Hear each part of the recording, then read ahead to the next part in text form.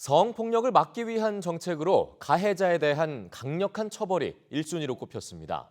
여전히 성폭력 범죄에 대한 처벌이 약하다는 인식이 반영된 결과인데요. 최근 국회에서 디지털 성범죄 처벌을 강화하는 법안이 잇따라 통과된 가운데 정부도 제도 점검에 나섰습니다. 이상미 기자의 보도입니다. 지난해 성인 남녀 만여 명을 대상으로 실태 조사한 결과 신체적 성폭력 피해를 당한 적이 있다는 응답이 9.6%로 나타났습니다. 성별로는 여성은 18.5%, 남성은 1.2%였습니다.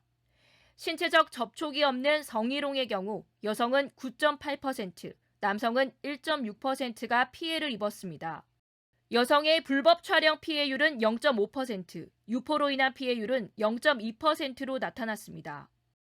다만 미성년자는 조사 대상에 포함되지 않았고 본인이 피해를 알고 있는 경우에 한정된 결과로 실제 불법 촬영과 유포로 피해를 겪은 여성은 더 많을 것이라는 분석입니다. 성폭력 방지를 위해 필요한 정책으로는 가해자에 대한 처벌 강화를 1순위로 꼽았습니다. 신속한 수사와 가해자 검거가 뒤를 이어 성범죄에 대한 강력한 처벌이 필요하다고 응답했습니다. 실제로 범죄는 증가하고 있는데 이거를 처벌할 수 있는 규정이 굉장히 좀 약하다는 여론이 많이 있어서 새로이 증가하고 있는 불법 촬영과 유포에 대한 이제 처벌 규정을 좀 강화해야 된다. 최근 텔레그램 N번방 사건을 계기로 가해자에 대한 처벌을 강화하는 법안이 잇따라 국회를 통과했습니다. 이제는 불법 촬영물을 가지고 있거나 시청하기만 해도 처벌을 받습니다.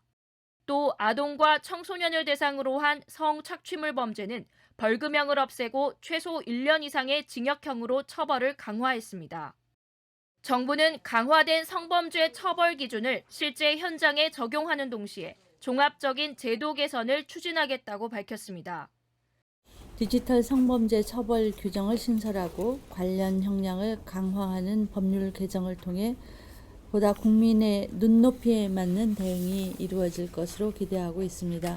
사각지대 없는 여성폭력 대응체계 구축을 위해 최선을 다하겠습니다. 전국의 지방검찰청에 디지털 성범죄 사건을 전담하는 수사팀을 만들고 아동과 청소년 대상 성착취물 범죄에 대한 공소시효를 없애는 등 법 개정도 추진할 계획입니다. EBS 뉴스 이상미입니다.